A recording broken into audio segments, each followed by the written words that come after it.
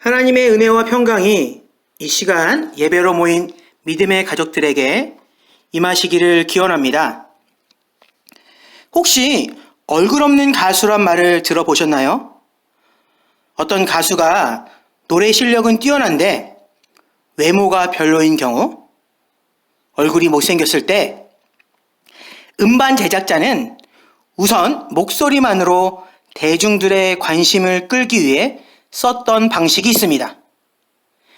일단 노래를 발표하지만 가수는 철저히 감춰서 사람들의 호기심을 끄는 방법입니다.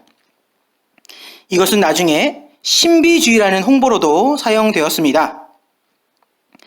뜬금없이 무슨 말일까 하겠지만 저는 요즘 목소리만 들으니 설교에 더 집중된다 라는 말을 듣습니다. 그 말에 이런 생각이 듭니다. 내 외모가 설교에 방해가 됐구나. 그렇다면 두 가지 경우가 가능합니다. 저희 외모가 뛰어났거나 아니면 못생겨서 설교에 집중할 수가 없었던 겁니다. 제가 신중히 고민해 본 결과 설교에 앞서서 사과의 말씀을 드립니다. 잘생겨서 죄송합니다. 우울한 소식만 가득한 요즘 다들 마음이 무거운 것 같아서 우스갯소리로 시작해봤습니다. 그럼 말씀을 읽겠습니다. 하나님께서 저에게 허락하신 말씀은 사도행전 2장 22절로 24절 말씀입니다. 오늘 본문은 사도행전 2장 22절로 24절입니다.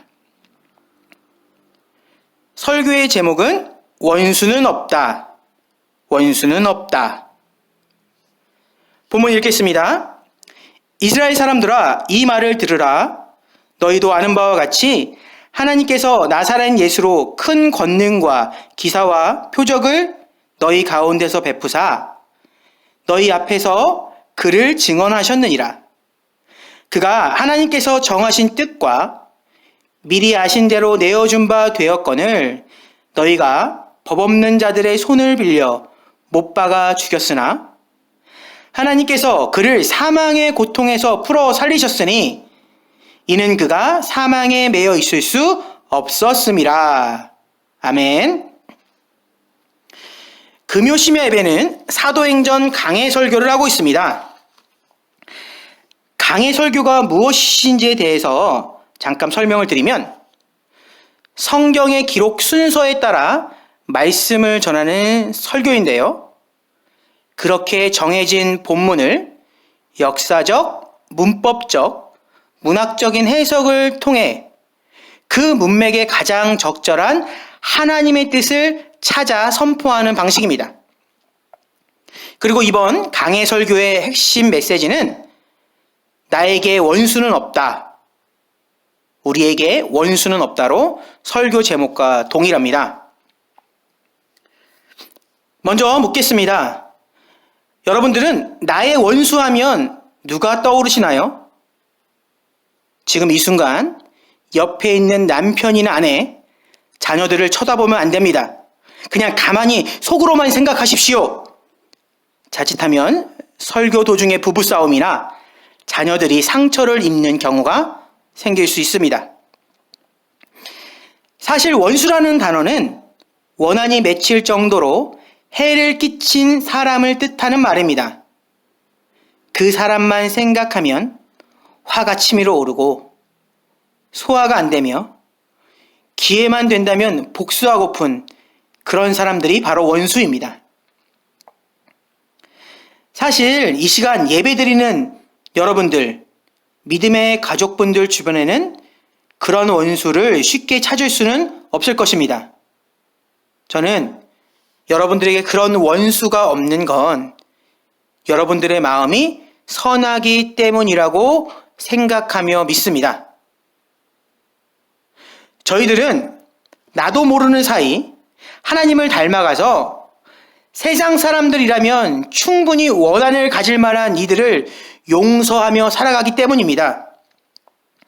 그것이 바로 믿음의 자녀들에게 임한 하나님의 은혜입니다.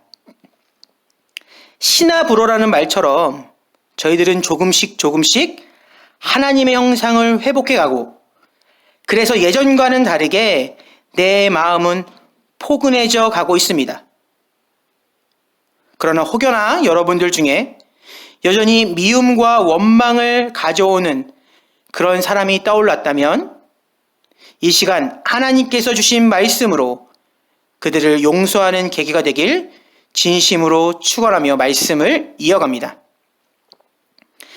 이 시간 저희가 읽은 본문은 오순절날 성령님을 모신 베드로가 이스라엘 사람들에게 예수 그리스도를 선포하는 장면입니다. 베드로는 지금 유대인들에게 기쁜 소식, 복음을 전하고 있습니다. 여기서 저희가 집중하고 주목하고자 하는 것은 베드로가 복음을 전하기 앞서, 예수님을 선포하기 앞서 유대인들을 부른 호칭입니다. 베드로는 이스라엘 사람들아 라고 부르며 그의 입을 뗍니다. 사실 유대인들에게 있어 이스라엘 사람들이라는 명칭은 가장 명예로운 이름입니다. 그 기원을 찾아보면 그들의 조상 야곱이 야복강에서 밤새도록 하나님이 보낸 사자와 씨름한 후 받은 명예로운 이름이기 때문입니다. 창세기 32장 28절, 그가 이르되 내 이름을 다시는 야곱이라 부를 것이 아니요 이스라엘이라 부를 것이니 이는 내가 하나님과 및 사람들과 겨루어 이겼음이니라. 아멘. 다시 말해 이스라엘이란 말은 하나님께서 수많은 민족 중에 택하시고 사랑하시며 함께 하신다는 영광의 칭호입니다. 그런데 실상 베드로는 유대인들에게, 특히 예루살렘에 있는 사람들에게 어떠한 감정을 갖고 있을까요?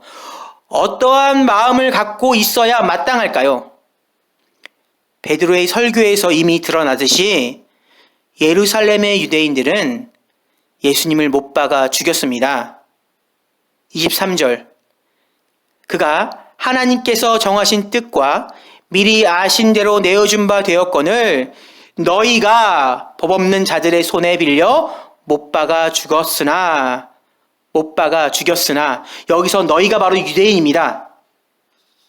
예수님을 고문하고 핍박하며 십자가에 달리게 한 것은 로마 총독의 결정과 이방 군인들이었지만 그 배후는 예루살렘에 살던 유대인들이 분명합니다. 따라서 예수님의 수제자였던 베드로에게 유대인들은 자신의 스승을 죽인 살인자요, 패역한 악인들입니다. 베드로에게 그들은 온갖 저주를 퍼부어도 시원치 않을 사람들이며 말 그대로 하늘에 사무치도록 한 맺히게 한 철천지 원수이건만 베드로는 그 유대인들을 향해 이스라엘 사람들아 라고 높여 부릅니다. 이것은 베드로의 마음에 성령님께서 오시자 베드로는 그 원수를 품는 사랑의 사람이 된 것입니다. 저희들은 이런 베드로의 입술을 통해, 그의 말을 통해 하나님의 그 긍휼하신 마음, 그 뜨거운 사랑을 다시 한번 느끼게 됩니다. 지난주 주일 저녁 설교의 본문을 기억하십니까?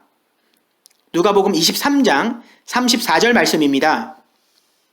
이에 예수께서 이르시되 아버지 저들을 사하여 주옵소서, 자기들이 하는 것을 알지 못함이니이다 하시더라. 그들이 그의 옷을 나눠 제비 뽑을세. 예수님께서는 십자가 그 죽음의 고통 가운데서도 자신을 못 박은 이들을 용서해 줄 것을 하나님께 기도하셨습니다. 그분은 끝까지 그들을, 그리고 우리들을 사랑하셨습니다. 지난주 저녁 설교와 이번 강의 설교는 공교롭게도 우연히 맞아 떨어졌거나 혹은 제가 의도적으로 연관시킨 말씀이 아닙니다. 각기 다른 본문으로 말씀을 준비하는 도중 서로 하나로 맞물린 것입니다.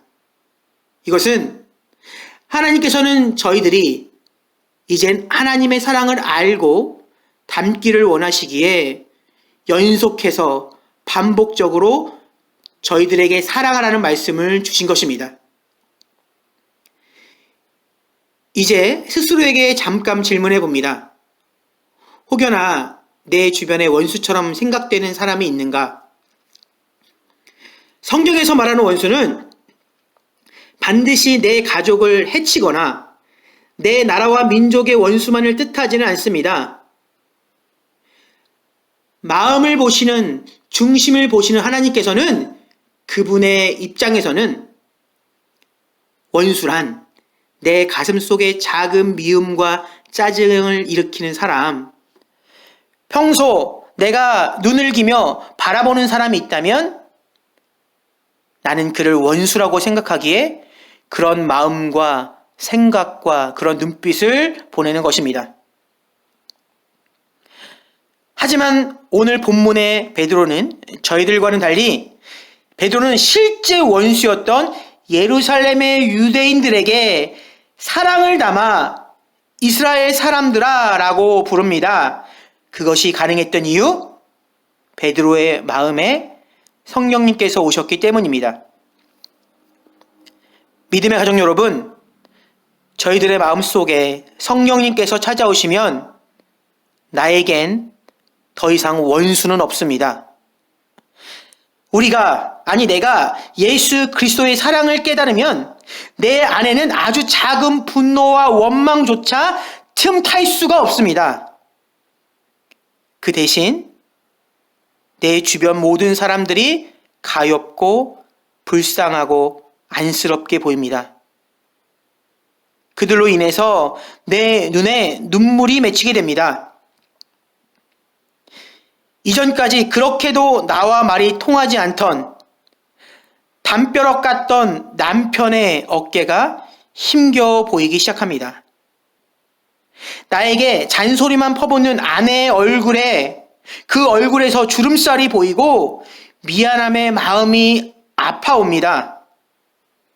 내 마음을 그렇게 썩어 문드러지게 한 내 아들과 딸이 가련해 보이기 시작합니다.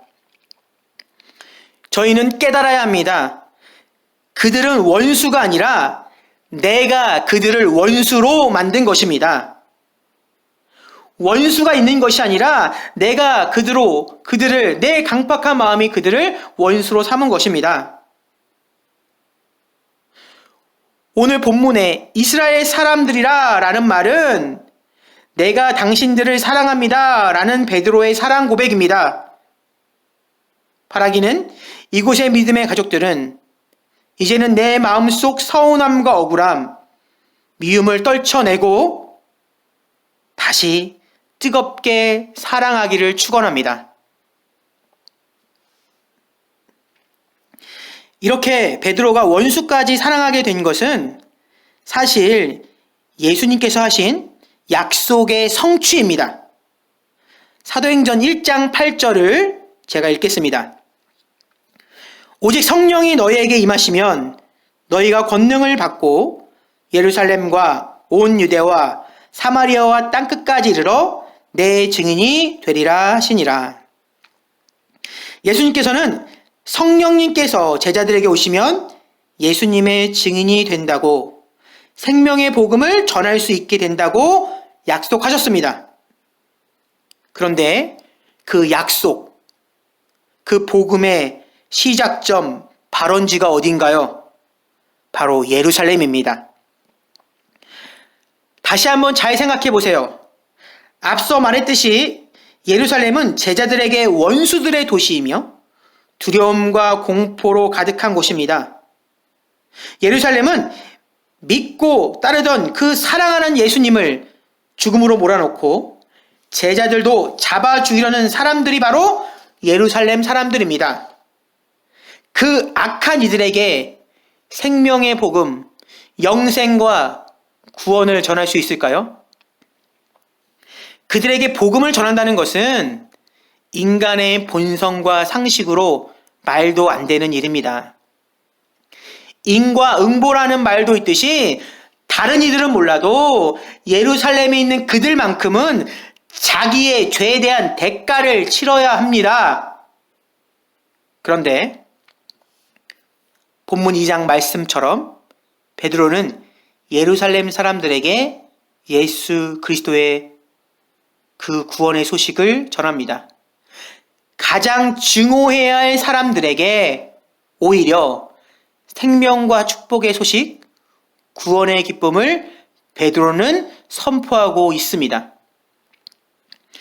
성령님께서는 분명 베드로에게 예수님의 가르침을 떠올리게 하셨던 것입니다. 마태복음 5장 43절로 44절입니다. 또 내 이웃을 사랑하고 내 원수를 미워하라 하였다는 것을 너희가 들었으나 나는 너희에게 이르노니 너희 원수를 사랑하며 너희를 박해하는 자를 위하여 기도하라. 실상 이 장면은 베드로가 가진 사랑이 아닌 예수님의 사랑이 베드로를 통해 흘러 넘친 것입니다. 믿음의 가족 여러분, 난 그렇게 사랑 많은 사람이 아니야. 난 그렇게 할 수 없어. 라고 좌절하거나 변명하지 마십시오. 예수님께서는 저희들의 인간들의 그런 부족함을 이미 알고 계셨습니다. 그래서 예수님께서는 이미 성령님이 오시면 제자들을, 우리들을 변화시킬 것을 약속하신 것입니다. 저희들은 사랑하지 못하는 것을 염려하거나 핑계대지 말고 사랑할 수 있게 해달라고 기도하면 됩니다. 사랑은 내가 하는 것이 아니라 하나님께서 나를 사랑하게 만드실 것이기 때문입니다. 내가 사랑하는 것이 아니라 하나님께서 나를 사랑의 사람으로 만드실 것입니다. 바라기는 하나님의 그 도우심을, 사랑을 구하는 믿음의 가족이 되길 진심으로 축원합니다. 말씀을 이어갑니다. 제자들이 예루살렘에 이어 두 번째 복음을 전할 장소는 사마리아입니다. 사마리아라는 말을 듣는 순간 벌써 감이 오시죠? 이미 알다시피 사마리아는 유대인들이 사람 취급을 하지 않는 도시입니다. 그런 장소입니다. 요즘 말로 유대인들은 사마리아 사람들을 개돼지처럼 여겼습니다. 그 이유는 무엇일까요? 다윗 왕국이 두 개로 나눠진 후 북이스라엘이 아시리아에 패망했을 때 사마리아에 살던 사람들은 다른 나라 사람들과 결혼하면서 혼혈되었습니다. 그리고 무엇보다 사마리아인들이 주변 민족들의 우상들과 풍습들을 들여오자 유대인들은 남유다에 살던 유대인들은 그들을 무시하고 경멸했습니다. 심지어는 그들과 마주치기 싫어서 먼 거리를 삥 돌아갈 정도였습니다. 하지만 오늘 본문의 증언처럼 성령님께서 임하시자 제자들은 그 버려진 사마리아 땅에도 복음을 전하고 그곳에 교회를 세웠습니다. 마지막으로 예수님께서는 땅끝까지 복음을 전하라고 하셨습니다. 유대인들은 선민 사상이 뼛속까지 박혀있는 이들입니다. 특별히 하나님께 선택받았다는 자부심이 대단한 사람입니다. 그래서 유대인들은 이방 사람들을 하나님과 하나님의 율법도 알지 못하는 우상이나 섬기며 죄악을 저지르는 미개인 정도로 취급했습니다. 오죽하면 유대 랍비들은 하나님께서 이방인들은 지옥의 땔감으로 만드셨다고 가르치기까지 했습니다. 따라서 유대인들은 이방인들과의 결혼은 물론이고 함께 식사하는 것도 더러운 일로 여겼습니다. 이러한 시대 상황 속에 유대인들이 이러한 편견을 넘어 이방인들에게 복음을 전한다는 것은 기적입니다. 유대인에겐 결코 일어날 수 없는 절대로 이해할 수 없는 그 사건이 일어난 것입니다. 이런 불가능한 일이 생길 수 있었던 그 원인은 단 하나입니다. 성령님의 임재입니다. 성령님께서 믿음의 자녀들에게 찾아오시면 저희들에겐 이해할 수 없는 일들이 발생합니다. 성령님께서 오시면 여러 가지 크고 작은 기적들이 일어납니다. 그 중에 가장 큰 것이, 가장 위대한 것이 무엇일까요? 그것은 내게 없던 하나님의 사랑이 내 안에 가득 차게 된다는 것입니다. 1장 8절 말씀을 제가 다시 읽겠습니다. 오직 성령이 너에게 임하시면 너희가 권능을 받고 예루살렘과 온 유대와 사마리아와 땅끝까지 이르러 내 증인이 되리라 하시니라. 이제 저희들은 원수에게까지 예수님을 전하게 만드는 성령님이 주시는 그 권능이 뭔지 깨닫습니다. 예수님께서 복음을 전하라는 명령과 베드로의 설교에서 드러나는 공통점은 바로 사랑입니다. 이 놀라운 사랑의 능력을, 이 위대한 권능을 사도 바울은 이렇게 증언합니다. 고린도전서 12장 31절, 너희는 더욱 큰 은사를 사모하라. 내가 또한 가장 좋은 길을 너희에게 보이리라. 고린도전서 13장 13절. 그런즉 믿음, 소망, 사랑, 이 세 가지는 항상 있을 것인데 그 중에 제일은 사랑이라. 바울 사도는 성령님께 받는 은사를 사모하라고 권면한 후에 가장 위대한 은사가 사랑이라고 결론 냅니다. 믿음의 가족 여러분, 복음 선포와 사랑은 동전의 양면과 같습니다.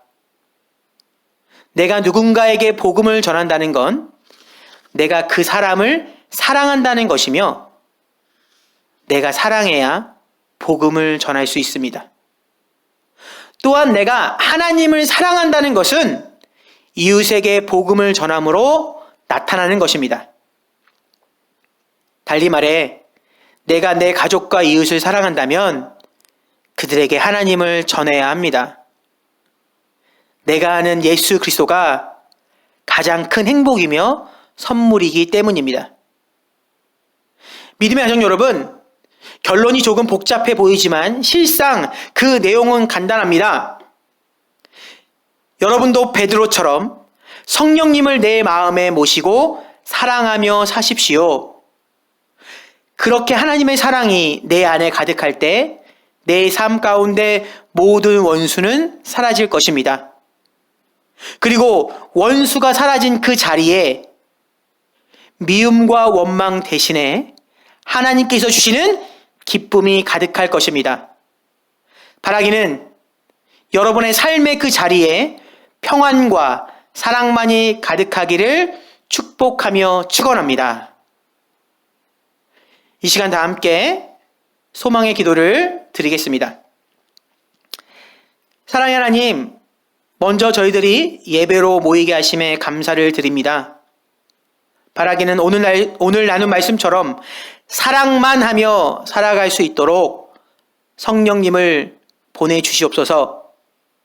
세상 사람들은 미움과 다툼 가운데 하루를 힘겹게 살아갈지라도 하나님께서는 믿음의 자녀들에게, 저희들에게 사랑을 주셔서 평안 가운데 머물게 하여 주옵소서. 또한 이 시간 마음을 모아 기도할 때 저희들의 간구에 응답하여 주실 것을 믿고 기대하며 예수님의 이름으로 기도드렸습니다. 아멘.